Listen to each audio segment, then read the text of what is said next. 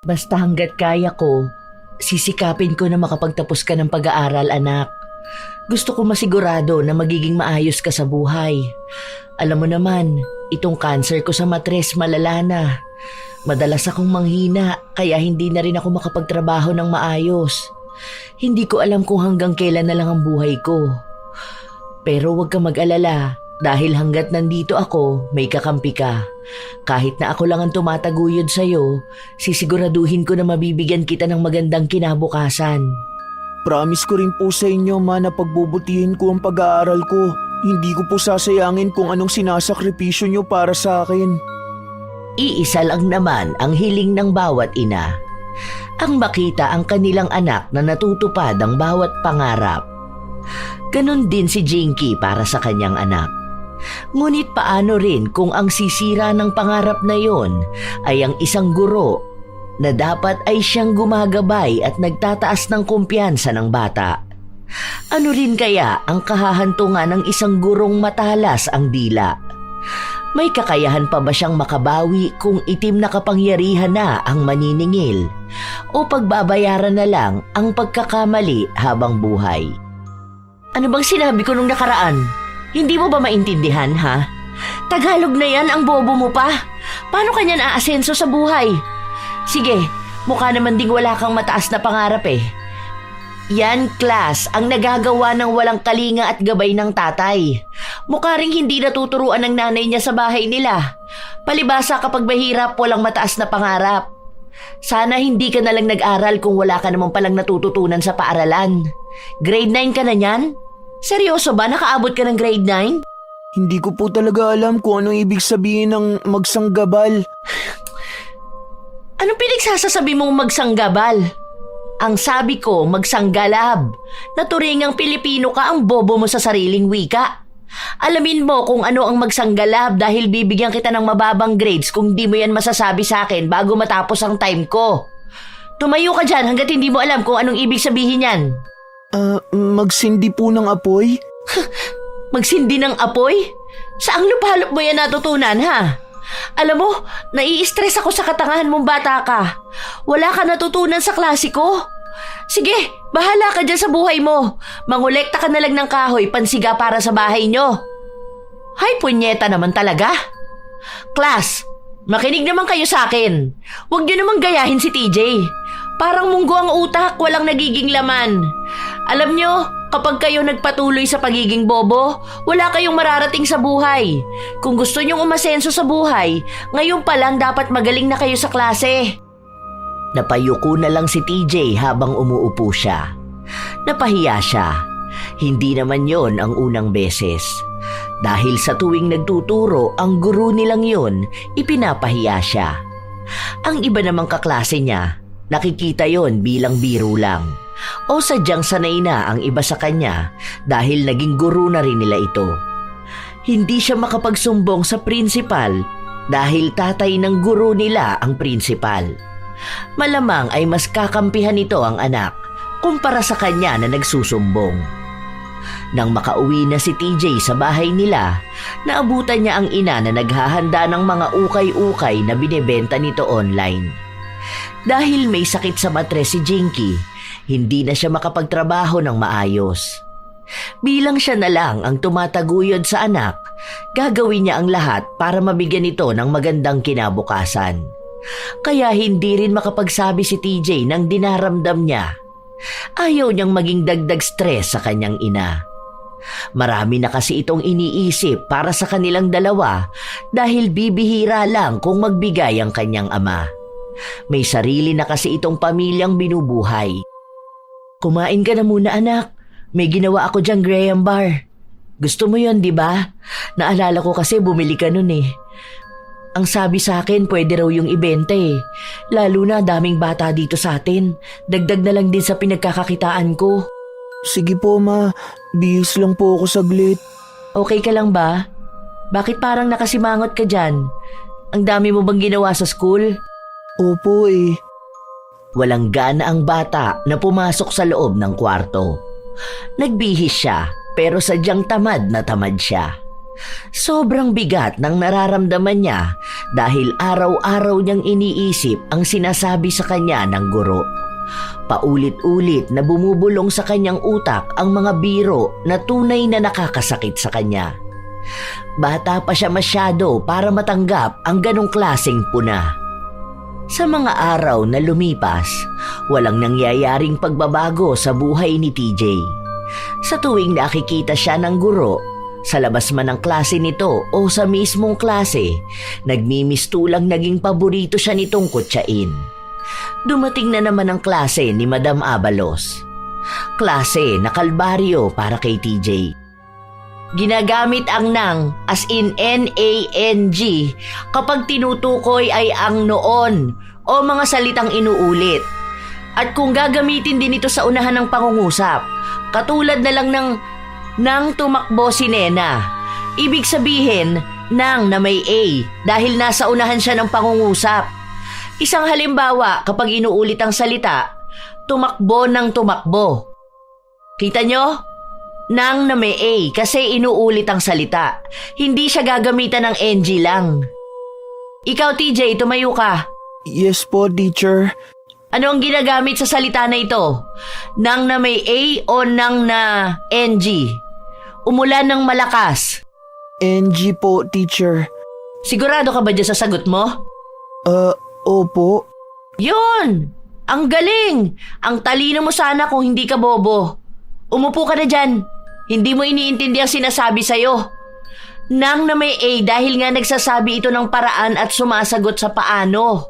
Paano umulan? Malakas, di ba? Umulan ng malakas. Nang na may A. Sige, isa pang sample. Magbigay ka, TJ. Teacher, ako po ulit? Ano bang sabi ko? Tinawag kita, di ba?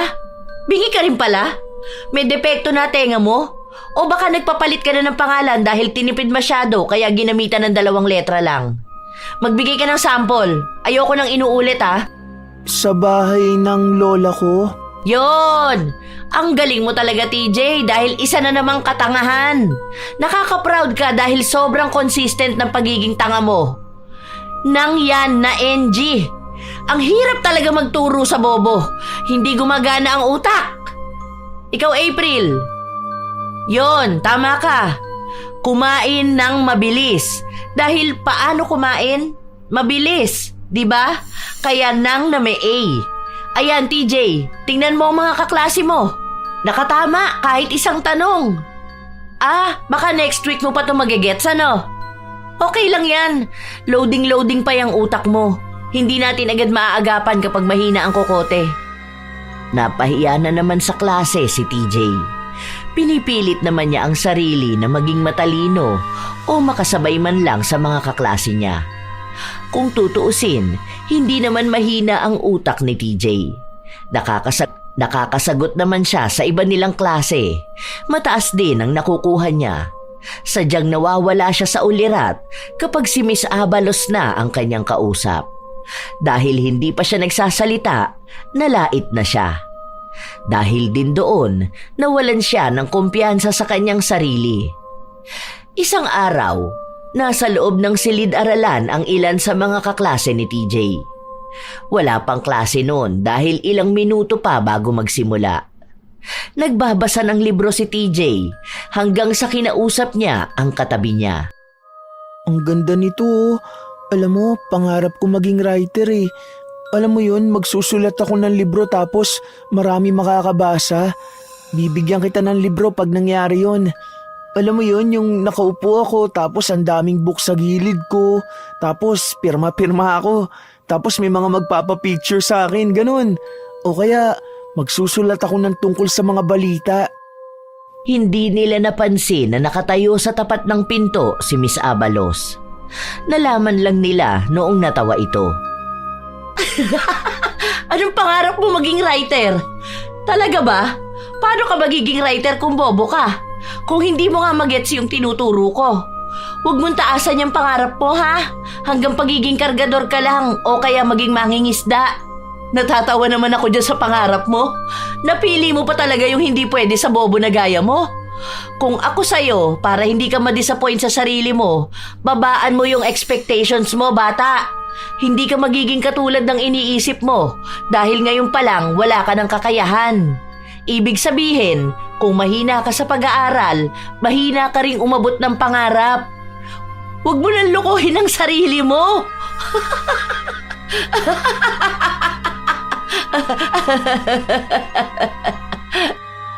Umalis si Miss Abalos habang tawa siya ng tawa. Matagal ng pangarap ni TJ na maging manunulat. Suportado naman siya ng ina, pero ngayon mukhang hindi na. Tumatak na sa utak niya ang sinabi sa kanya ng guro. Gabi-gabi niya yung iniisip. Naiiyak siya pero hindi niya ipinapakita sa ina. Dahil ayaw niyang mag-alala ito sa kanya. Kapag nagpakita siya ng kahinaan, malalaman lang ni Jinky na malaki ang problema niya sa paaralan. Baka maging dahilan lang din yun ng malalang problema ng ina. Habang wala siyang pasok, nasa loob lang siya ng kwarto, nakakulong, tulala sa kisame. Ang daming tumatakbo sa kanyang isipan. Hindi na niya alam kung ano ang pakikinggan. Para bang gusto niyang umiyak pero walang luha. Gusto niyang sumigaw pero wala siyang boses.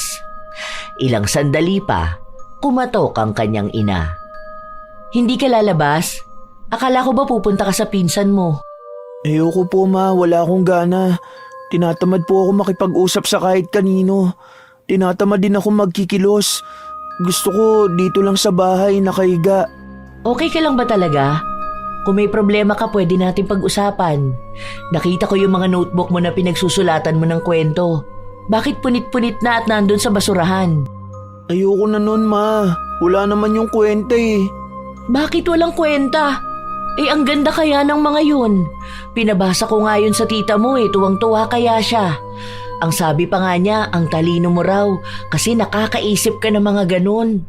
Sayang naman yun. Ilang taon na yan nandyan sa'yo. Yaan nyo na po yun ma, inaantok na po ako.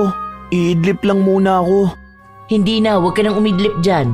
Ilang minuto na lang kakain na Hinihintay ko na lang kumulo yung ulam, kakain na tayo. Bumangon ka na nga dyan. Tingnan mo, hindi ka pa naliligo. Hindi mo binuksan tong bintana mo, ang dilim ng kwarto mo. Kahit na walang gana si TJ, sinunod niya pa rin ang sinabi ng kanyang ina. Ayaw niya ng liwanag. Ang gusto niya lang, nakakulong sa loob ng kwarto habang ang buong paligid niya ay madilim. Dahil ganon ang nararamdaman niya. Madilim ang mundo niya.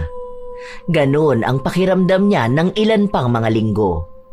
Ang dating bibo at masiyahin na bata, naging tahimik, madalas na mag-isa. Ang dating hilig niyang pagbabasa ng libro, itinigil na rin niya. Lahat ng nagpapasaya sa kanya, hininto niya. Kahit sa ibang subject na dating aktibo siya, nawala na siya ng gana. Dahil wala na siyang kumpiyansa sa sarili. Hanggang sa dumating ang araw na nakita ng kanyang ina ang kanyang grado. Bumaba ata ang grades mo, anak ka. Ano nangyari? Nahihirapan ka ba? May project ka bang hindi na ipapasa? Hindi na kasi kita nakikitang gumagawa ng kung ano-ano Sabi pa sa akin ng advisor mo, minsan daw, tulala ka sa klase.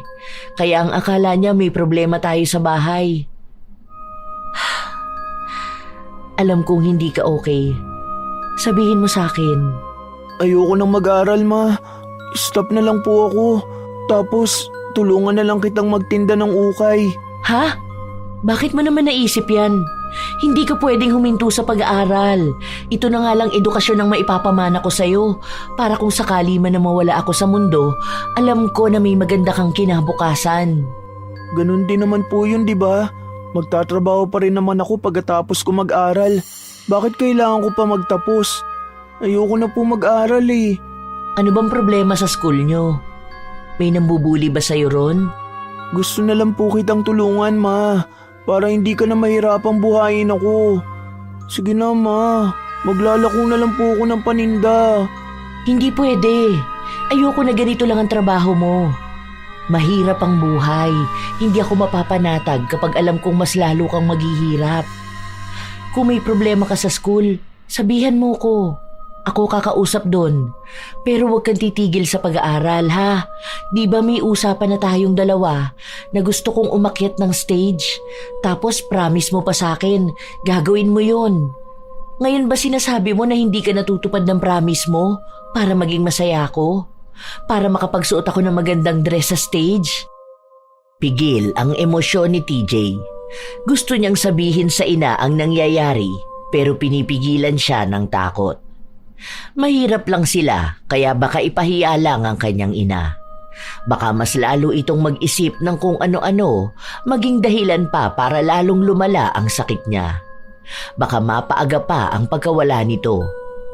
Dahil gusto ng ina na magpatuloy siya ng pag-aaral, pumasok pa rin sa paaralan si TJ. Kahit halos wala na siyang gana sa buhay. Ang pakiramdam niya, para siyang nakalutang sa dagat at inaalon lang sa kung saan. Walang pangarap. Kung hindi lang dahil sa ina, hindi siya papasok. Nag-aalala na rin si Jinky, lalo pat naging malulungkutin ang anak. Pumunta siya ng paaralan at kinausap ang prinsipal. Baka lang naman po pwedeng mamonitor yung anak ko, para po kasing may problema sa mental health niya.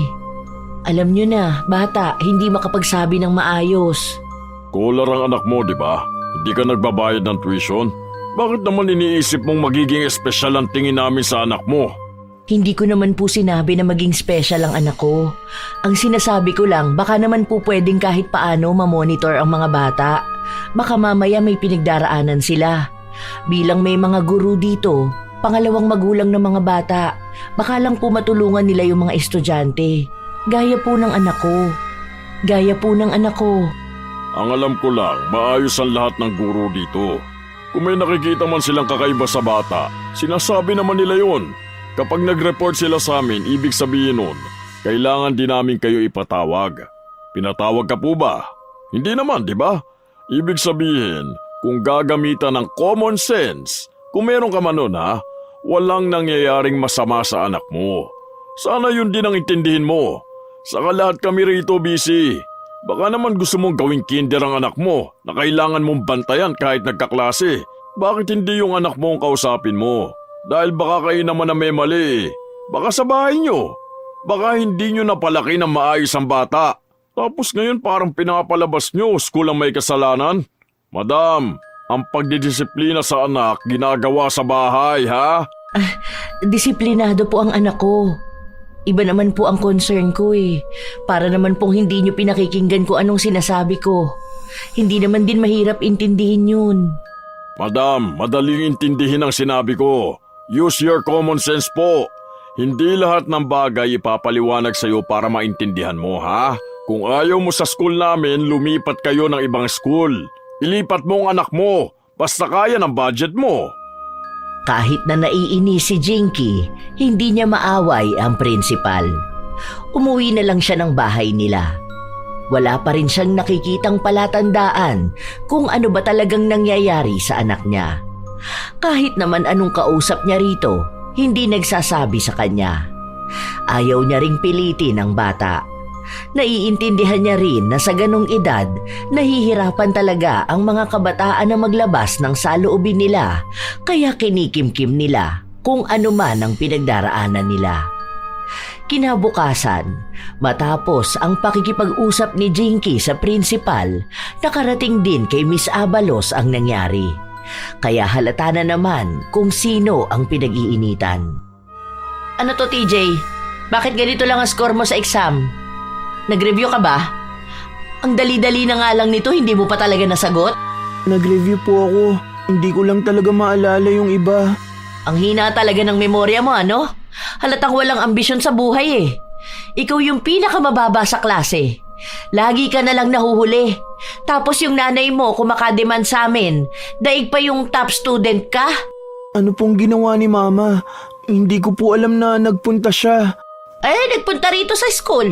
Nagrereklamo sa principal na bakit parang hindi ka natututukan. Ikaw na nga ang lagi kong tinatawag sa klase. Wala ka lang talagang alam. Akala ata ng mama mo baby ka eh. Uy, ang baby ng mama niya. Nagtawanan ang buong klase dahil akala nila biro lang yon. Pero ang simpleng biro na yon ang dahilan kung bakit nawawala ng gana si TJ mag-aral. Iniisip niya lang ang kanyang ina. Ang iba kasing mga kaklase ni TJ, sumasabay sa pagbibiro ng kanilang guro. Kapag may sinasabi ito, kahit na masakit, hihiritan nila ng biro. Tanging si TJ lang talaga ang hindi natutuwa sa mga ganoong klase ng biro. Isa rin sa iniisip niyang dahilan kaya ilag ang iba sa kanya o ayaw sa kanya ni Miss Abalos ay dahil hindi sila mayaman. Ang iba kasing nanay ng mga kaklase niya nagbibigay rito ng regalo. Katulad nung isang araw, may nagbigay ng gintong hikaw sa guro nila kaya tuwang-tuwa si Miss Abalos. Tanging ina lang ni TJ ang walang inilalabas na kahit na magkano para gumastos ng ibibigay sa guro. Nang makauwi na si TJ, kinausap niya ang ina at sinabi ang tungkol sa pakikipag-usap nito sa prinsipal. Bakit sinabi pa sa'yo ng prinsipal? Akala ko ba hindi ipapaalam sa bata? Diyan pa lang ramdam ko nang may nangyayaring kakaiba sa school mo. Kung hindi lang maganda dyan at libre dahil sa scholarship mo, inilipat na kita. Ang layo naman kasi ng public school dito sa atin. Ayoko naman magbiyahe ka ng malayo. Mas lalo akong hindi mapapakali nun. Basta ma, huwag ka na lang makipag-usap dun sa kanila ha. Hayaan mo na lang po ako. Na-stress kasi ako. Iba yung inaasta mo nito mga nakaraang araw. Parang ang dami mong iniisip na problema. Nag-aalala ako, lalo na ang sabi mo pa sa akin, ayaw mo na mag-aral. Kung may problema sa school mo, dapat maayos na yun kaagad. Sige po, mag-aaral na ako. Basta huwag ka na pupunta sa school ha. Mas lalong nagkaroon ng pagdududa si Jinky. Kung walang problema ang anak sa paaralan nila, hindi ito magiging ganon. Ilang araw pa ang lumipas, nang hihina si Jinky, kaya hindi niya masyadong maasikaso ang anak. Pasensya ka na talaga anak, hindi ako makakasama sa family day. Ang sakit ng puson ko ngayon, ang lakas pa ng dugo ko. Pero si Tita Kikay mo naman sasamahan ka. Sinabihan ko na siya bukas yun di ba? Okay na po ma, wag na. Kasi hindi naman po tuloy yung event eh. Hindi ko po alam kung kailan ulit yun. Magpagaling ka na lang po muna. Hindi na tuloy? Sure ka ba? Kasi kung tuloy naman yan, pwede naman ng tita mo. Basta raw, sabihan ko lang siya. Opo, hindi lang yata nasabi sa GC. Pero hayaan nyo na po yun. Basta wag nyo na lang pilitin kung hindi nyo kaya. Nagsinungaling si TJ. Dahil ang totoo, tuloy ang event pero hindi niya pinilit ang iba niyang kamag-anak na samahan siya. Nahihiya na rin kasi siya sa mga ito kahit pasabihin na tiyahin niya. Lalo na at malaking abala rin ang oras na igugugol masamahan lang siya. Kaya habang ang mga kaklase niya ay may mga magulang, mag-isa lang si TJ. Hindi siya sumasali sa kahit na anong laro, lalo na kung kasama ang mga magulang. Napansin siya ng iba, kaya nagtanong sa kanya kung nasaan ang mga magulang niya. Wala po. Kaalis lang ni Mama. Masama po kasi ang pakiramdam niya eh. Pero kanina po nandito naman siya. Sabi ko lang po, umuwi na lang siya para kahit po paano makapagpahinga siya. Di ba po? Okay na rin naman po ako rito eh. Hindi naman po ako maglalaro. Maayos naman nung una dahil nga walang ibang pumapansin sa kanya. Wala pa rin siyang sigla kaya nakaupo lang siya sa dulo. Pinapanood ang mga batang masasaya habang siya hindi alam kung ano bang nararamdaman niya. Ilang sandali pa, nilapitan siya ni Miss Abalos. Ano, wala ka magulang? Hindi po makakapunta si Mama dahil masama po ang pakiramdam niya. Doon na lang po muna siya sa bahay namin. Sus, ano ba naman yung nanay mo? Iisa ka na nga lang niyang anak eh, hindi ka pa maasikaso? Para isang araw ka lang sasamahan sa school, hindi pa magawa. Nakakaawa ka talaga. Hindi ka na iniintindi ng magulang mo. Hindi ka pa makapag-aral ng maayos. Dahil nga kakapiranggot lang yung utak mo. Hay, bakit ba may mga taong ganyan sa'yo? Makaalis na nga. Hindi na yon pinansin pa ni TJ dahil wala siyang pakialam sa kutya ng iba, basta maayos ang kalagayan ng ina. Sa mga araw na lumipas, pinipilit ni TJ na ibalik ang kanyang sigla. Ngunit sa tuwing magiging maayos siya, saka naman yun sisirain ng kanyang guro. Habang nagkaklase, tinanong na naman siya. Nasagot niya naman ng maayos, pero sa pangalawang tanong sa kanya, hindi niya agad nasagot kaya galit na naman si Miss Abalos sa kanya. Halatang wala kang silbi, ano? Simple na nga lang tong tinatanong ko, hindi mo pa talaga masagot? Simple, ibig sabihin napakadaling bagay. Alam mo, sa lahat ng mga naturuan ko, ikaw ang pinakabobo sa kanilang lahat. Pinakamalalang naging estudyante ko. Ngayon ko lang nalaman na sadya talagang may mga taong mahina ang utak kahit ilang beses mong turuan. Ang tagal mo bago maintindihan yung tinuturo sa'yo. Huwag ka na lang kaya mag-aral, ano? Scholar ka.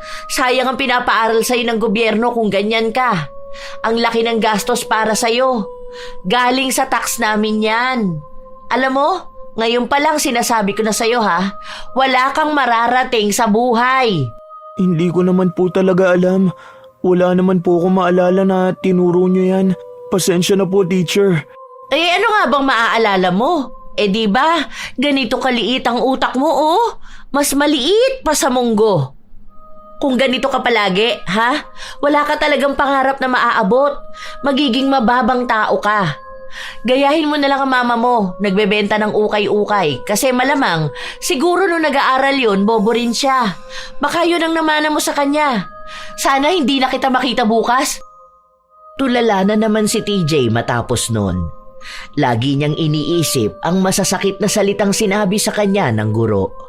Sinubukan din siyang kausapin ng isa niyang guro pero wala siyang sinabi. Nung tanungin ng kaklase niya, nalaman ang nangyari. Pinagtanggol naman siya pero bilang prinsipal ang ama ni Miss Abalos, wala silang naging laban. Kaya nakiusap na lang din si TJ na wag na siyang tulungan dahil baka madamay pa ang ibang tao. Nakiusap din siya na wag na lang sabihin sa ina. Pinaliwanag niya ang sakit ng ina kung bakit iniiwas niya ito sa stress. Naunawaan naman siya ng guro, kaya may awa talaga itong nararamdaman sa kanya. Nang pumasok sa paaralan si TJ, pilit na lang niyang iginagalaw ang katawan dahil nga sa wala na siyang gana sa lahat. Kahit yata mabuhay ay wala na siyang gana. Habang umaandar ang oras, parang mas lalo siyang bumabaon sa kinauupuan niya. Hanggang sa dumating na naman ang oras na kinatatakot niya. Klase na naman ng malupit niyang guro. At sa kanya na naman nakatuon ang atensyon nito. Oh, ang kapal naman ng mukha mo magpakita pa sa klase ko. Ano, buong araw nakabubuhan na naman ang ipapalaganap mo? Gusto ko lang pong mag-aral. Aral-aralan yan? Nagtawanan ulit ang buong klase. Ganun lagi ang buhay ni TJ. Hanggang sa isang araw, wala siyang pasok sa paaralan. Nasa loob na naman siya ng kwarto. Alam niyang mabaho, alam niyang magulo, pero wala siyang balak maglinis. Kapag nakita na naman yon ng ina, pagsasabihan na naman siyang maging masinop sa sarili. Pero paano nga ba niya gagawing maging masinop kung hindi niya maintindihan kung ano ba ang nararamdaman niya? Bakit ba ang hirap maging masaya? Parang ang lungkot ko. Hindi ko maipaliwanag eh. Hindi ko rin naman makukwento sa iba dahil sinong makikinig sa akin. Sobrang boring ng kwento ko. Wala rin naman makakaintindi sa akin dahil kung ako nga hindi ko maintindihan ang sarili ko. Parang gusto ko na lang matapos lahat. Nang kinagabihan na yon, sabay silang kumakain ng ina. Masarap naman ang ulam, pero kahit na anong gawin ni TJ, parang hindi niya yon gusto. Wala na siyang kahit na anong gusto. Ganon na kalala ang nararamdaman niya. Ano ba nak, hindi mo man lang nagalaw yung pagkain mo ah. Tingnan mo nga, nilalaro-laro mo lang yan. Wala po akong ganang kumain, ma. Ayoko na. Ayaw mo ba ng ulam? Anong gusto mo para ipagluto kita? Hindi pwedeng hindi ka kakain. Paano ka magkakaroon ng resistensya niyan? Nag-aaral ka, kailangan ng utak ng pagkain. Wala akong ulam na gusto, Ma. Wala po akong maisip. Basta ayoko lang kumain. Kaninang umaga hindi mo ginalaw yung pagkain mo. Tapos yung merienda mo iniwan mo lang sa lamesa ni hindi mo ginalaw. Ngayon sasabihin mo na wala kang gana? Ano ba talaga? Hindi pwedeng wala kang gana. Baka magkasakit ka pa niyan. Hindi ko alam eh. Basta alam ko po busog ako. Hindi ka tatayo dyan hanggat hindi mo kinakain yan. Sige, kahit na hindi mo na ubusin yan, kahit na kalahati lang ang makain mo, para lang malamanan yung tiyan mo. Hindi pwedeng matulog ka nang hindi kumakain. Pinilit ni TJ kumain, pero naduwa lang siya. Nagsuka. Parang hindi tinatanggap ng tiyan niya ang sapilitang pagkain dahil wala talaga siyang gana. Naging problemado ang ina dahil hindi nga siya kumakain. Ang lamlam pa madalas ng mga mata. Hindi nag-aayos ng sarili. Walang pakialam sa buhay. Isang araw, habang wala si TJ at nasa paaralan, pumasok sa loob ng kwarto ang kanyang ina. Hay, ang batang yun talaga. Napakakalat ng kwarto. Oh, may bulok na prutas pa rito. Ito yung merienda na bigay ko sa kanya nung nakaraan. Nabulok na lang dito, hindi man lang kinain. Gulo-gulo pa ang mga damit, ang dami pang buhangin ng higaan. Kaya pala ayaw akong papasukin sa kwarto niya. Ganito pala kagulo, karumi at kakalat. Pagsasabihan ko nga yan mamaya. Alam niya naman na ayokong pinababayaan niya ang kwarto niya. Pero kung magulo ang kwarto niya, ibig sabihin daw nun magulo ang utak. May nabasa ko na baka anxiety o depression. Ay naku naman, huwag naman sanang makaranas ng ganun ang anak ko. Nakakatakot na kondisyon pa naman yun. Nilinisan na lang ni Jinky ang kwarto ng anak. Habang nagliligpit siya, may nalaglag na papel mula sa gabundok na mga damit ng anak. Nang pulutin niya ito, tila ba isang liham na nakakabahala ang laman. Napapagod na ako. Hindi ko na alam kung hanggang kailan tong gulo sa utak ko. Ayoko nang pumasok sa school dahil lagi na lang akong pinapahiya ni Cher Teresa Abalos. Lagi niyang sinasabi sa akin na isa lang din akong dagdag na salot sa mundo. Wala akong maitutulong kapag tumanda ako dahil pabigat ako. Hindi ako matalino, hindi rin ako magaling sa kahit na anong bagay. Dapat wala na akong pangarap kahit halata naman na hindi ko matutupad yun. Hindi ko na alam. Ang daming bumubulong sa utak ko. Kahit gabi hindi ako makatulog. Parang sinasabi sa akin na tapusin ko na lang tong buhay ko. Na baka nga wala akong kwenta. At kung wala akong kwenta, bakit kailangan ko pa magpatuloy sa buhay? Konti na lang. Baka nga tama na. Gusto ko na sumuko. Hindi mapakali si Jinky matapos niyang basahin ang isinulat ng anak. Para ba itong pamamaalam sa masama niyang balak? Mabuti na lang umuwi na rin nun si TJ. Hindi na nakapagsalita pa si Jinky. Mahigpit na lang niyang niyakap ang anak. Umiyak siya. Hindi niya pa alam kung paano siya magsasalita. Wala namang ina ang magnanais na malamang may dinaramdam ang anak na hindi kayang sabihin. Naging mas kalmado na siya. Saka niya kinausap si TJ.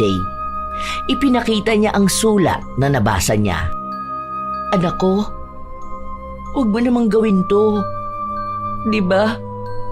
Ang sabi ko sa'yo, kapag may problema ka, sabihin mo sa akin. Kapag kailangan mo ng kakampi, andito lang ako. Naiintindihan ko na nalilito ka. Naiintindihan kita, anak. Pero please, huwag mong gagawin kung ano mang naiisip mo, ha? Hindi totoo na wala kang kwenta. Dahil para sa akin, ikaw ang dahilan kung bakit ako nabubuhay. Ikaw ang dahilan kung bakit nandito ako sa mundo at lumalaban. Marami kang pangarap. Marami kang talento. Alam mo, ang buhay hindi natatapos sa paaralan lang. Kahit na kailan, hindi sukatan ng taas ng grado. Dahil ang buhay, maraming ibig sabihin. Malawak ang mundo. Ang paaralan, ang grado, parte lang yan ang buhay mo. Pero hindi yan ang pagkatao mo. Mas makabuluhan ka kaysa sa grado mo. Kaya huwag mong iisipin na dyan lang iikot ang buhay mo. Kaya huwag mong wawakasan ang buhay mo dahil lang sa sinasabi sa'yo. Sorry ma, hindi ko masabi dahil ayoko maging problema pa ako. May sakit ka na, lagi ka nanghihina, madalas na nasasaktan ka. Kapag nakikita kita umaatras ako. Kasi paano kung makadagdag pa ako sa iisipin mo? Ayoko nun. Hindi ka problema. Kahit na anong mangyari, hindi ka magiging problema sa akin. Kung pinagagalitan kita minsan o pinagsasabihan, hindi ibig sabihin nun na problema ka. Kaya sabihin mo sa akin lahat, ha? Paano po ma? Feeling ko wala na akong halaga eh. Lagi ko nararamdaman na ang dilim ng mundo. Parang wala akong makitang pangarap. Kapag nagiging maayos na ako, lagi sinasabi sa akin ni Teacher Abalos na wala akong kwentang tao. Hindi yan totoo. Kaya huwag mong pakikinggan. Kahit yung mga bulong sa utak mo, hindi yan totoo. Ang totoo, itong pagmamahal ko sa'yo. Ang suporta ko sa'yo. Ipaglalaban kita. Hindi ako papayag na ganito lang ang mangyayari sa'yo. Ma, baka naman ikaw pa mapahamak. Alam mo naman po na hindi mo sila matatalo eh. Mayaman sila. Wala akong pakialam sa yaman nila. Ilalaban ko to. Hindi pwedeng sa'yo o sa ibang bata to mangyari. Ang guro, trabaho niyang magturo at magdala sa mga bata patungo sa pangarap nila. Hindi ang sumira ng paniniwala at determinasyon. Kakampi mo ko. Doon, kahit na paano, gumaan ang pakiramdam ni TJ. Para siyang nakalabas sa kadiliman. Lalo na noong mahigpit siyang niyakap ng kanyang ina. Kinabukasan, sumugod si Jinky sa paaralan kung saan kinausap niya si Miss Abalos. Hindi na siya nag-aksaya pa ng oras para ilabas ang hinanakit niya. Anong karapatan mo sabihin na walang kwenta ang anak ko? Teacher ka! Matalino ka! Bakit hindi mo ginagamit ang utak mo? Hoy! Excuse me! Anong pinagsasasabi mo dyan? Huwag mo akong kakausapin ng ganyan dahil hindi kita ka-level. Hindi talaga, dahil isa kang mababang uri ng tao. Alam mo, ang taong nagsasabi ng walang kwenta sa isang bata, siya ang totoong walang kwenta. Dapat alam mo kung anong epekto ng mga salita mo sa bata. Nag-aral ka, di ba? Hindi mo yun alam? Baka pasang-awa ka lang nun. Walang naiwan sa kukote mo. Hindi ko kasalanan kung walang utak ang anak mo. Dapat ikaw ang dumidisiplina sa kanya. Ikaw ang nanay niya, di ba? Kaso mukha namang napabayaan mo rin siya eh. Palibasa, wala kang asawa. Wala ka rin namang asawa. Wala kang anak. Hindi ka kasi pwede maging magulang. Bukod sa wala kang kwentang tao, wala ka ring respetong maituturo sa anak mo. Feeling matalino ka eh. Kung magkakasalubong tayo sa labas ng school, magmumukha kang luka-luka. Hay, hindi ko sasayangin ang oras ko makipagtalo sa mababang uri ng tao. Ipaglaban mo kung ano yung gusto mo ipaglaban. Bahala ka sa buhay mo. Huwag mo akong guguluhin ha, dahil ako ginagawa ko lang kung anong trabaho ko. Ang turuan at itama ang mga bata kapag nagkakamali sila. Isang beses lang nagbabanta si Jinky dahil ang susunod na gagawin niya, tiyak may mapaparusahan. Lumapit siya sa principal. Sinabi niya ang tungkol sa ginawa ni Miss Abalos.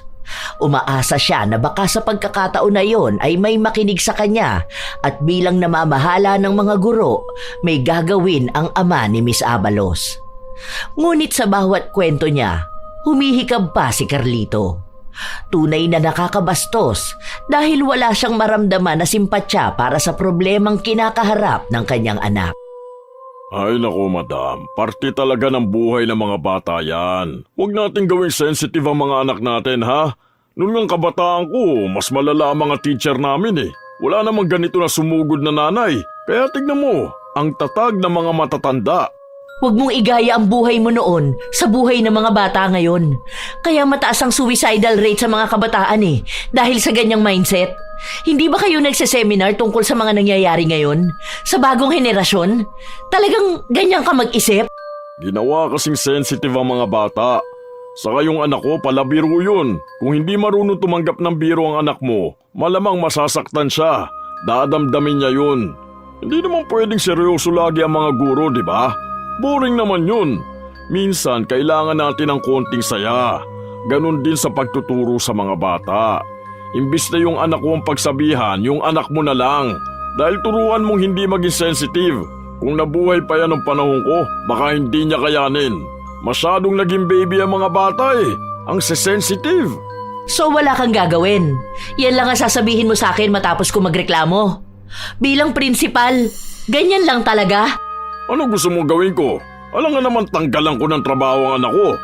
Parte naman ng pagtuturo niya yung ginagawa niya. Ikaw rin kasi, para naman tumalino ang anak mo, turuan mo rin. Ah, okay. Alam ko na ngayon kung saan nagmana ang anak mo. Tama nga sila. Kapag walang kwenta ang magulang, malaki ang chance na walang kwenta ang anak. Sayang ang pinag-aralan nyo, hindi pala apply sa ugali. Opo, squammy attitude ako kasi ako walang pinag-aralan. Pero parang magkaka-level tayo. Hindi pala, mas mababa pa kayo. Nakaka-disappoint. Ganitong teacher ang pinupuri kada Teacher's Day. Hindi naman bayani. Walang pakialam si Jinky kung nagalit niya ang principal. Dahil ngayon na alam na niya ang ginawa sa anak niya, wala siyang aaksayahin na oras para gantihan ang mga ito. Hindi na siya papayag na minsan pang iisipin ng anak na wakasan ng buhay dahil lang sa hindi makatarungang salita ng tinaguriang guro. Nang makauwi na si TJ, kinausap ito ng ina. May nakausap na ako. Tutulungan daw nila tayong lumapit kay Sir Raffy Tulfo. Irereklamo natin yung teacher mong walang ya, saka yung tatay niyang konsentidor. Dapat lang managot sila sa mga kasalanan nila. Baka sa susunod ibang bata naman ang ganyanin nila. Ma, wag na. Nahihiya po ako. Maharap ako dun, mamaya maipakita pa sa TV. Makikita yun ng mga tao kahit na matagal na. Ayoko nun. Mabubuli lang lalo ako. Pag-uusapan nila ako. Ang malala pa po, baka pagtawanan nila ako. Huwag na yun, ma. Mas lalo lang po ako natatakot sa kahihiyan Mas mapapadali tayong makahingi ng tulong kapag ganun ang ginawa natin. Kasi kung aasa lang tayo sa pagsasampa ng kaso, baka walang mangyari. Dahil maraming gagastusin kapag ganun Hindi tulad kapag humingi tayo ng tulong, mas mabilis silang makakakilos. Wala rin tayong ilalabas na pera. Huwag na po, ma. Sige na po, wag na. Kaya nga ayoko ipaalam sa iba dahil natatakot ako Ayokong isipin nila na nagpapapansin ako o sobrang nagpapaawa ako. Baka kahit tanungin ako, wala akong masagot. Nahihiya talaga ako kapag ganun, na parang pagkakaguluhan din ako. Mas gusto ko na lang manahimik tapos lumipat ng school. Huwag lang talaga mapanood sa TV. Nagpupumilit si TJ na wag nang ituloy ang pagrereklamo na maaaring umabot sa punto na mapapanood pa siya ng maraming tao. Bilang isang bata na walang kumpiyansa sa kanyang sarili, hindi niya kakayanin ang media.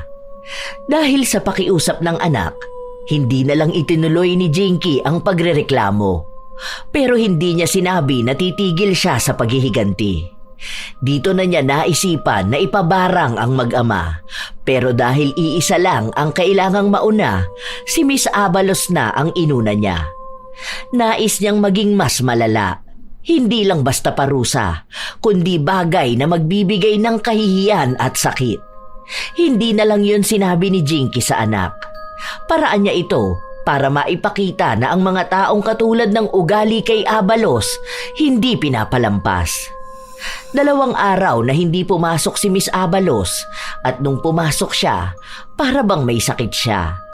Hindi masyadong maigalaw ang kanyang dila. Hindi naman ito namamaga pero kapansin-pansin na may kakaiba.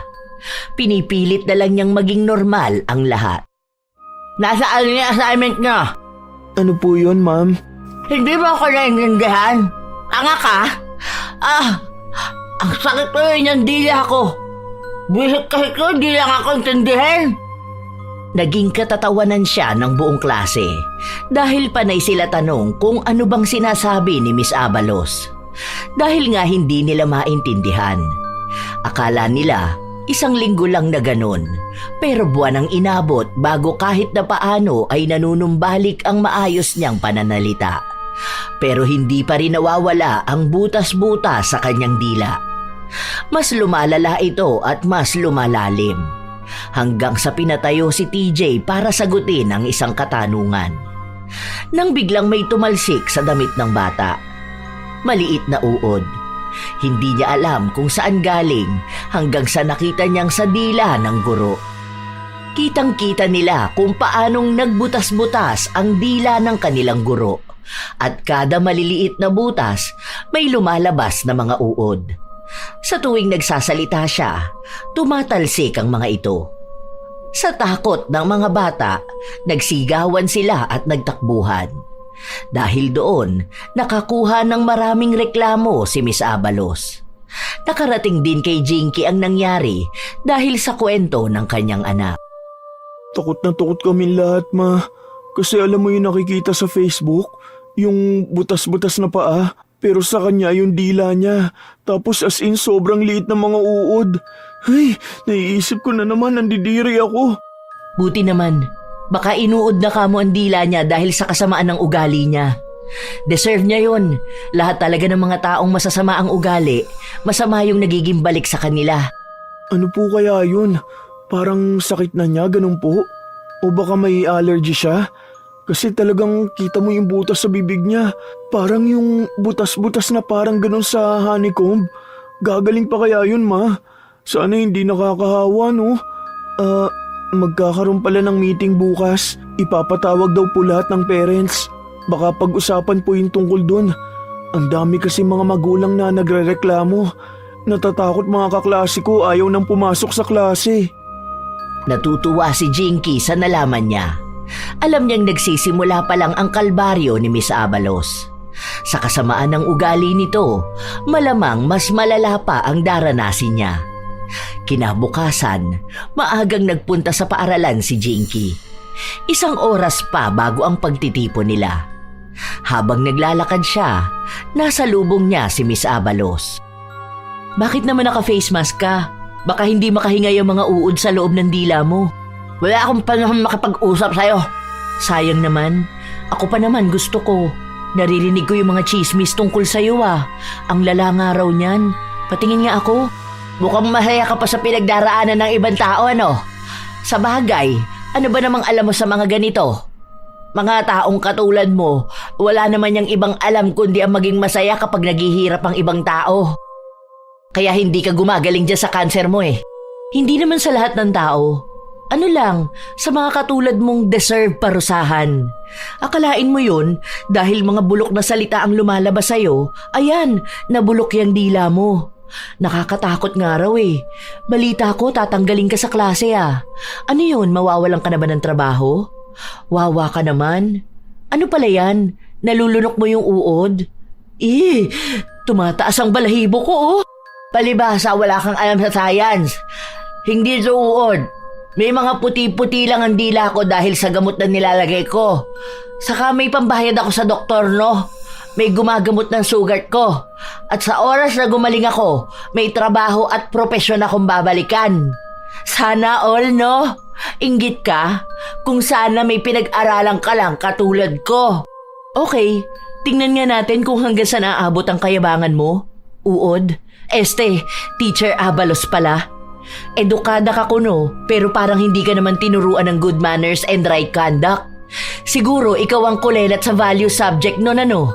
Sa bagay, wala rin naman nagtuturo na magandang asal sa bahay nyo. Nagmana ka pala sa tatay mong salaula ang ugali. Galit na galit si Miss Abalos, lalo na at hindi na siya nakapagsalita. Umalis na agad si Jinky. Noong araw din na yon, nagsimula ang pagtitipon. Maraming mga magulang na sumang-ayon na alisin na si Miss Abalos. Lalo na kung may kakaiba itong sakit. Dahil may kaya sa buhay at mayayaman ang mga magulang ng mga bata, likas na may kaartehan sila. Iniisip nila na baka mahawa ang kanilang anak at sila pa ang mahirapan. Naroon din naman si Miss Abalos para ipagtanggol ang sarili niya. Mga mami, huwag po kayo matakot ha. Ito po nakuha ko may bigas certificate sa ospital. Naggagamot na po ako. May operasyon ako sa susunod na linggo. Isinasaad ho rito na hindi nakakahawa ang sakit ko. Hindi sa pagtalsik ng laway o anuman. Saka po, walang katotohanan na may uod ang dila ko. Walang lumalabas. May isang bata lang talaga ditong sinungaling at gawa-gawa ang kwento. Kung totoo ang sinasabi mo, bakit hindi mo pa ipakita ang dila mo? Kayo ba, papayag kayo na hindi paniwalaan ng mga anak nyo? Siguro naman lahat ng mga bata na yan nakita mismo ng mga mata nila na nakakadiri ang dila ng teacher nila, di ba? Sige, kung totoo man na walang uod na lumalabas sa butas-butas na dila mo, bakit hindi mo tanggalin ang face mask mo? Pakita mo sa amin ngayon, oh! Wala kang malaking ambag sa school, kaya hindi mo ako pwedeng utusan. Wala naman mangyayari kung ipapakita ko, di ba? Baka kapag nakita mo, mapahiya ka lang din. Okay lang mapahiya ako. Basta masigurado kong nakita talaga naming lahat na totoong maayos yung dila mo. Hindi yung baka mag-overthink kami na uuwi ang mga anak namin na may nakakapit na uod sa kanila dahil tumalsik galing sa dila mo. Sasagot pa sana si Miss Abalos, ngunit nagsalita ang ibang mga magulang. Hiniling nila na ipakita nga ang dila ng guro. Dahil paano sila magtitiwala sa papel na ipapakita niya kung hindi niya patutunayan mismo na walang dapat na ipangamba ang mga magulang. Takot na takot si Miss Abalos kaya hindi niya maipakita. Humingi siya ng kaunting oras. Nagpaalam siya saglit at sinabi na maglalagay lang muna siya ng gamot. Nagpalusot pa siya na hindi raw pwedeng mahanginan ang dila niya dahil dapat lagi itong basa. Tumakbo siya sa opisina ng ama. Tulungan mo naman mga dinis. Ayhin mo lang yung maliliit na uod. Para kapag pinakita ko sa kanila, malalaman nila na wala talaga lalabas. Buwisit kasi yung nanay yung bobong bata na estudyante ko. Pinilit ba naman ako ipakita ang dila ko? Kaya mo na, hindi naman halata eh. Ayoko nga humawak dyan. Takot ako sa ganyang maliliit na buhay. Ay, ano pa yan? Doon ka nga sa labas. Huwag mo ipakita sa akin yan. Kinikilabutan ako. Ang arte mo naman. Anak mo ko, kaya dapat tulungan mo ko. Kadkarin mo lang yung dila ko. Ito naman, akala mo naman mamamatay ka kapag nakahawa ka ng uod. Walang nagawa si Carlito. Dahil kung hindi niya tutulungan ang anak, maaaring mawalan nito ng trabaho. Baka mahirapan pang makapasok sa ibang paaralan. Nang masigurado nilang wala na ang mga uod, saka bumalik si Miss Abalos sa silid-aralan kung saan ipinakita niya ang kanyang dila. Kadiri, ang tataba ng mga uod. Anong uod? Layo ka ba? Walang uod ang dila ko. Kung ano-anong chismis yung pinagsasasabi mo. Galit na galit ang mga magulang na may halong takot at pandidiri. Nagsigawan din ang mga bata at lahat sila ay umalis ng silid-aralan. Ang naiwan lang sa loob ay sina Jinky at Miss Abalos. Doon lang din kasi napagtanto ng guro na may lumabas na 3 malulusog na uod mula sa dila niya. Kasunod nun ay ang paglabas ulit ng maliliit pa mula sa butas-butas ng kanyang dila. Buhit naman talaga? Saan ba nang gagaling ko mga to? Hindi ko maalis. Walang iya. Bakit ba kasi sa dami ng tao? Ako pa ang nagkaganito. Buwisit! Buwisit! Ganyan pala talaga ang itsura niya, no? Ang saya pala tingnan kapag nagdurusa ng malalayong taong masama ang ugali. Ano pa bang ginagawa mo dito, ha? Masaya ka na ba na nakita mo? Siguro, grabe ang kademonyohan mo kaya masaya ka sa paghihirap ng ibang tao. Nakangiti ka pa dyan. Di wala ka man lang simpatya sa akin. Kung hindi naman dahil ka sa pagpupumilit mong tanggalin at ipakita ko, hindi naman to mangyayari sa akin. Alam mo kung bakit andito pa rin ako? Kasi gusto ko makita kung paano ka nahihirapan. Gusto ng mga mata kong makita mismo kung paano ka nagdurusa. Kasi yan mismo ang gusto kong mangyari sa'yo. Hindi mo na ako kailangan tanungin dahil tuwang-tuwa ako. Nagsisimula na yung parusa mo. Hindi na naghintay pa si Miss Abalos dahil umalis na rin siya sa harapan ni Jinky. Sa paglipas ng mga araw, nawala na nga ng trabaho si Miss Abalos. Ang balita na lang na nakuha nila, kusa na raw itong umalis dahil maraming estudyante ang lumipat ng paaralan. Sa takot ng nakakataas na maubusan sila ng estudyante at malugi ang paaralan, pinaalis nila si Miss Abalos. Nagpatuloy ang buhay at naging mabait ang sumunod na guro. Doon, naging masigla na ulit si TJ. Nakikita na ang pagiging aktibo niya sa pag-aaral. Hindi na siya katulad noon na takot magkamali. Dahil kahit na magkamali siya, maayos siyang tinuturuan ng kanilang guro. Hindi ipinapahiya, hindi ginagawang katatawanan. Isang araw, walang pasok sa paaralan si TJ. Lumabas silang mag-ina kung saan nakita nila sa labas si Miss Abalos. Nakakaawa siya no ma. Kaso ang narinig ko, kasi yung mama ng kaklase ko nakikipag-usap doon sa isa pang babae. Ang pinag-uusapan nila na si Teacher Abalos daw po siya, parang nagtuturo sa online. Kaso lang, tinatanggal din yata siya kasi yung tinuturuan niya ayaw na mag-aral. Kaya yun, wala na rin yatang gustong kumuha sa kanya kahit tutor lang.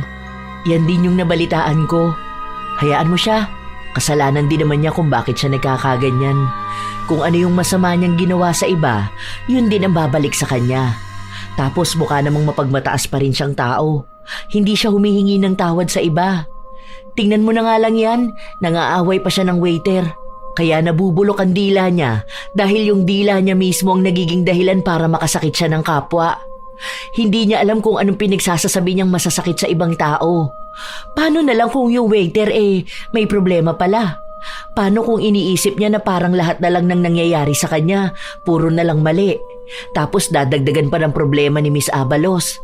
Hindi nga siya pumapatay ng tao, pero yung mga salita niya naman pumapatay ng pag-asa. Wala namang bayad maging mabuting tao, hindi niya pa magawa. Habang nag-uusap ang mag-ina, napukaw nila ang atensyon ni Miss Abalos kung saan nilapitan sila nito. Ayaw na sana nilang pansinin ngunit mukhang kaya ito lalapit sa kanila ay para kutsain lang sila o magsabi na naman ng kung ano-anong bagay. Sinusundan niya ba ako? Para ano? Para makibay yung kahabuhay ko? Sana ikaw na lang ang magkaganito Dalawa kayo ng anak mo. Ano?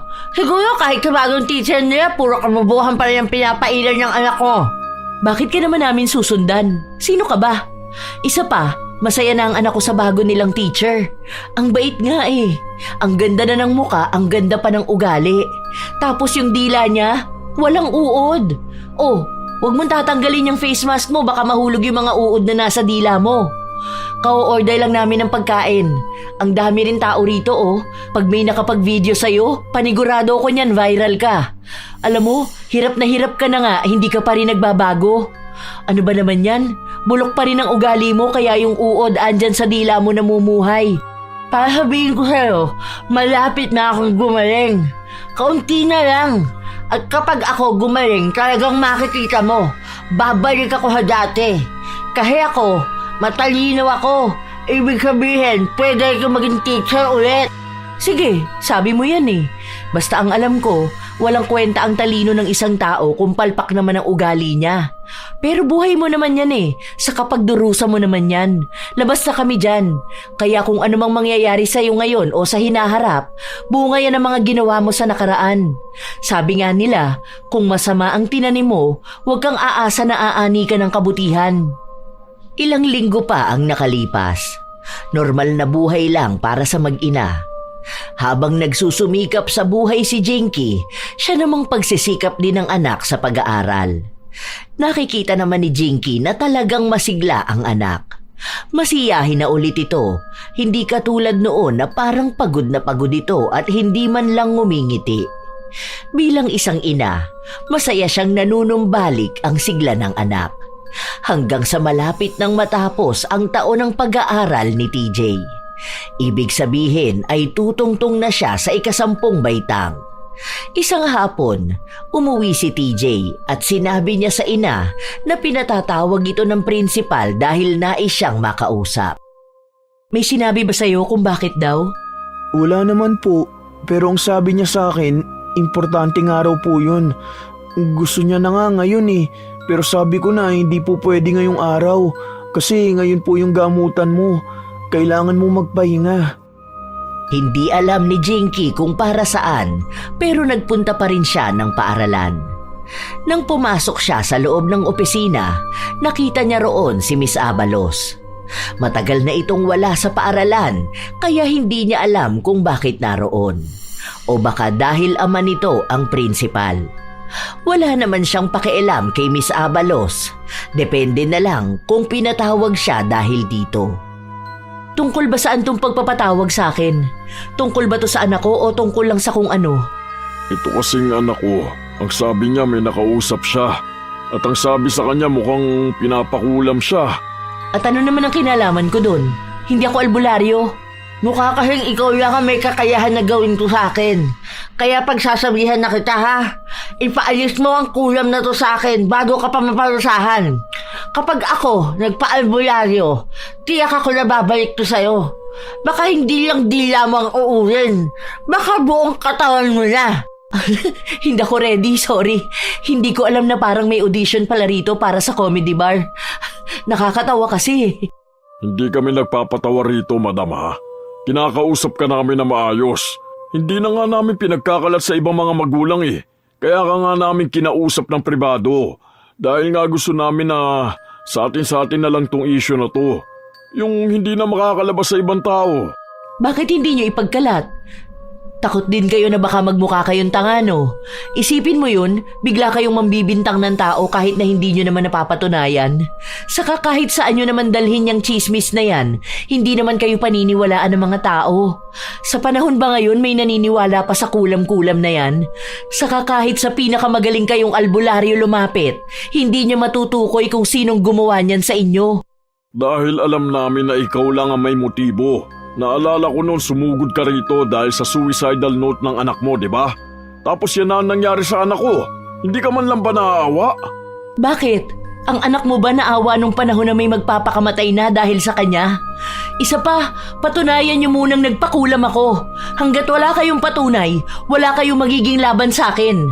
Sige, i-go mo na yan dyan sa albularyo. Kapag gumaling ka, congrats.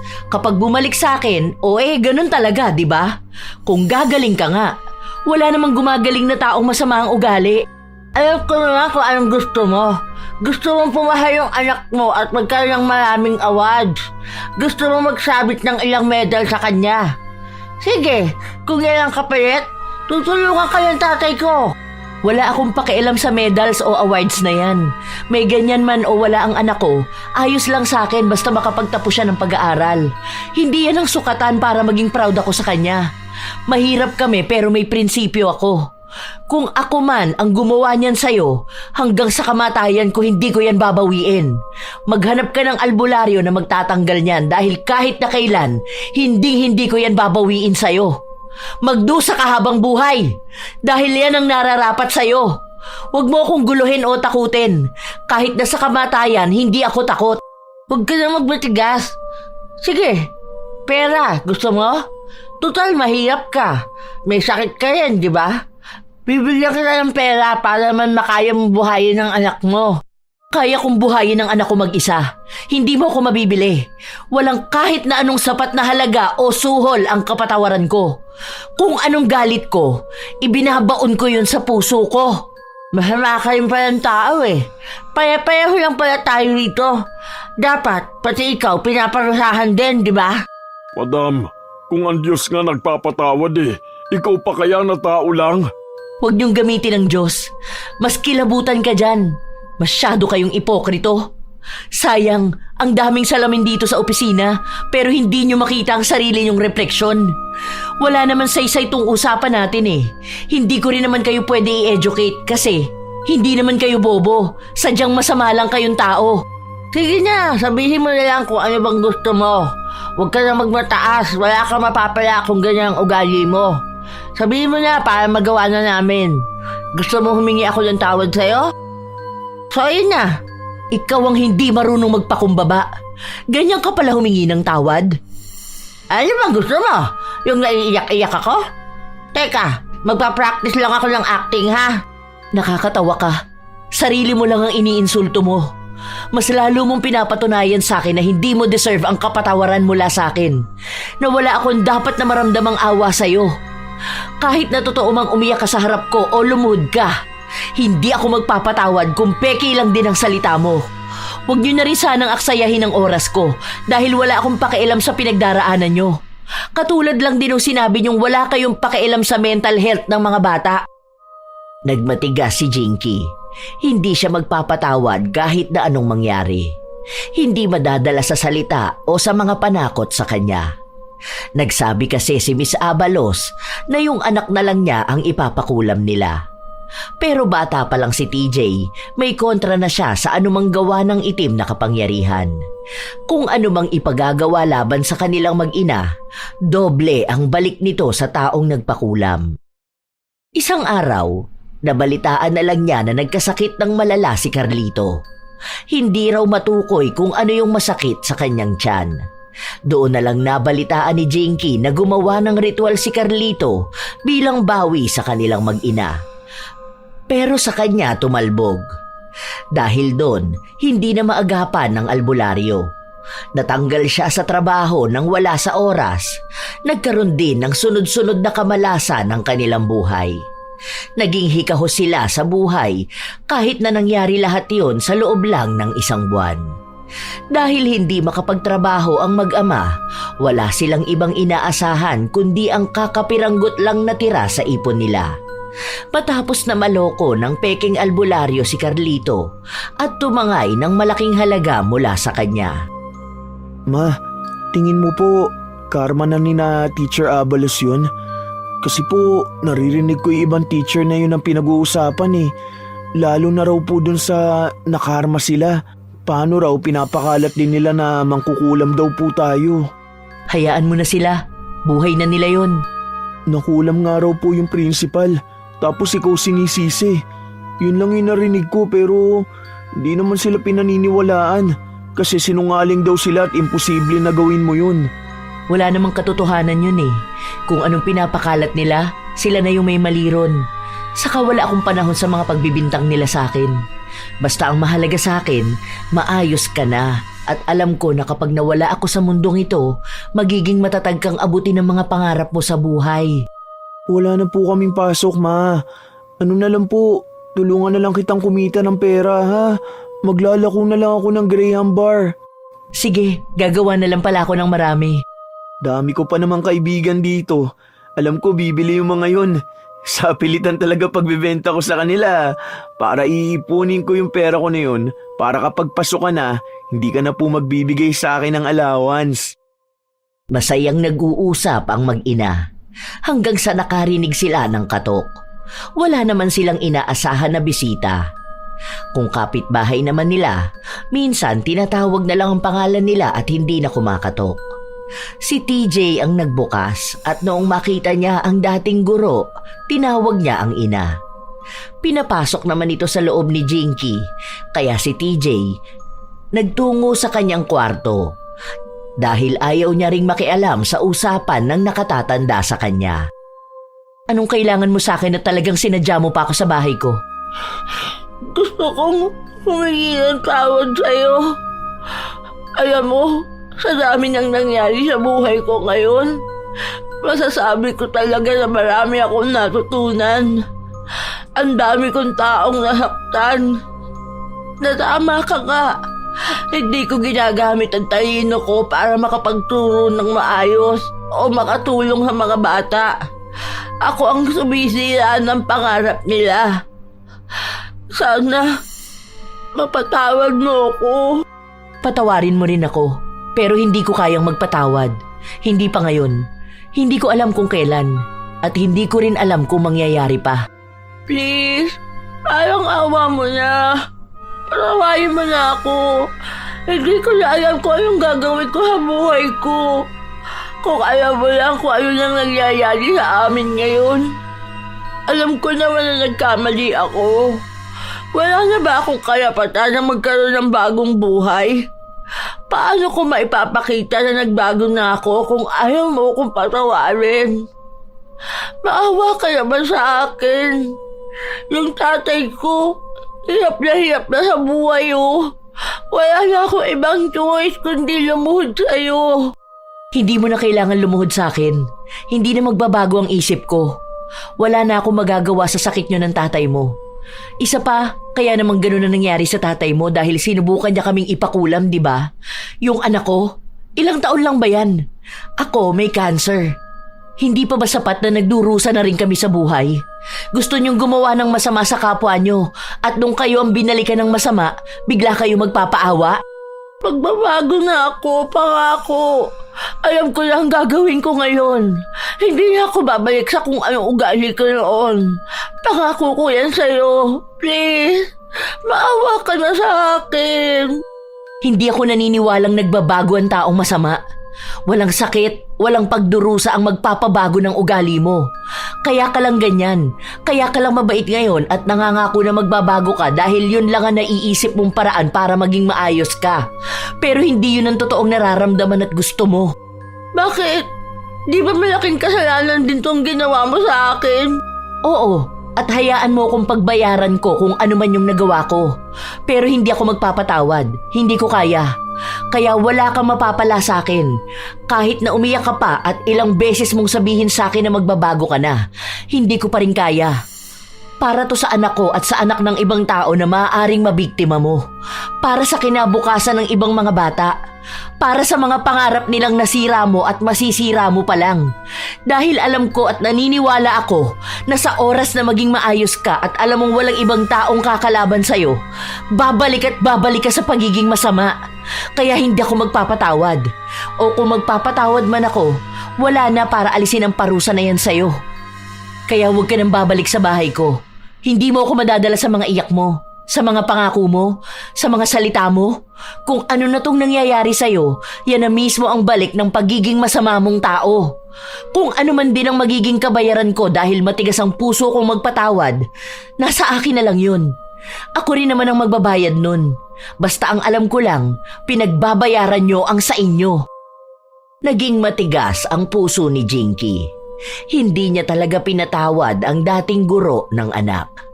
Alam niya kung nagpapanggap lang ang isang tao kapag humihingi ito ng tawad. At iyon ang nararamdaman niya kay Miss Abalos. Ginagawa niya lang ang paghingi ng tawad dahil akala niya ay madadala niya si Jinky. Matapos ang naging huli nilang usapan, hindi na ulit sila nagkitang dalawa. Ang nabalitaan na lang niya noong namatay si Carlito at ibinenta ang kanilang bahay. Hindi na rin niya alam kung nasaan na nga ba ang dating guro na matalas ang dila.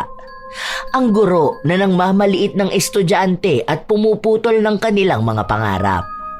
Marahil, naging pag-aalagala na lang ito, bitbit pa rin ang parusa sa kanya na hindi maalis-alis kahit na ano pa ang kanyang gawin. Sa paglipas ng panahon, nakapagtapos na ng pag-aaral si TJ. Naging mahina na rin lalo ang katawan ni Jinky dahil nga sa kanyang sakit. Hindi na rin siya umaasa na hahaba pa ang kanyang buhay o gagaling siya. Basta ang alam niya lang, maganda na ang buhay ng kanyang anak. Hindi na ito kailanman nagduda sa kanyang kakayahan. Tunay talaga na sa mga guro nagmumula ang pagtanggap ng bata sa sarili. Kung siya ba ay may kakayahan, may halaga at may pag-asang abutin ang pangarap niya. Ngunit sa kasamaang palad, may mga guro rin na may masamang ugali, matalas na dila at walang habag kung manghusga. Ang salitang bobo, walang mararating o hanggang dyan ka na lang, ay hindi lamang simpleng salita, kundi tila ba mga sandata ito na kayang sumugat ng pag-iisip at pagkatao ng isang bata. At minsan, mas malalim pa ang tama nito kaysa sa anumang pisikal na sugat. Para sa karamihan ng estudyante, ang guro ang unang otoridad na nagbibigay ng kumpiyansa, nagtatama ng direksyon at humuhubog ng pag-iisip. Kaya kapag mismong guro ang nagtatanim ng pagdududa at kahihiyan, ang bata ay natututo ring maniwala na mababa ang kanyang kakayahan. Nagsisimula ang pagkasira ng pangarap hindi dahil sa kakulangan ng talino, kundi dahil sa kakulangan ng taong naniniwala sa kanya. Responsibilidad ng guro ang magturo, hindi manira. Ang tunay na edukador ay nagpapalakas sa mahina, hindi nagdadagdag ng bigat sa bata. Mahalaga na ang guro ay marunong kumilala sa pagkakamali ng estudyante nang hindi ibinababa ang dignidad nito. Kapag ang guro ay gumagamit ng galit sa halip na gabay, insulto sa halip na pangunawa, nagiging hadlang siya sa pag-unlad ng bata. Tandaan na ang guro ay hindi lamang nagtuturo ng akademikong kaalaman.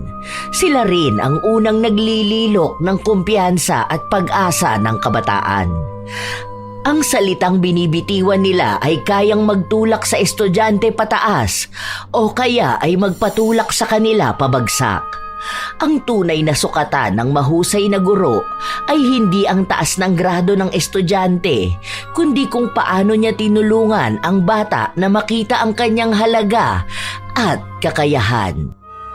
Nakakalungkot naman talaga isipin, mga apo, na maraming mga guro ang hindi isinasaalang-alang ang damdamin ng mga bata. At sila pa talaga mismo ang sumisira ng pangarap nila. Habang may mga guro din naman na todo ang suporta sa mga estudyante at nagiging kakampi nila. Naway walang mga bata ang magduda sa kanilang abilidad dahil bawat bata ay may kanya-kanyang kakayahan. Hindi man kasing galing ng iba, may natatangi namang galing sa bagay na pinipili nila. Kayo ba, mga apo? Anong mga masasaya at malulungkot na karanasan ninyo sa mga naging guro nyo na hindi nyo malilimutan? Maaari nyo yang ibahagi. Naway may maganda kayong aral na natutunan. Ito ang inyong Lola Telang at maraming salamat sa pakikinig nyo, mga apo.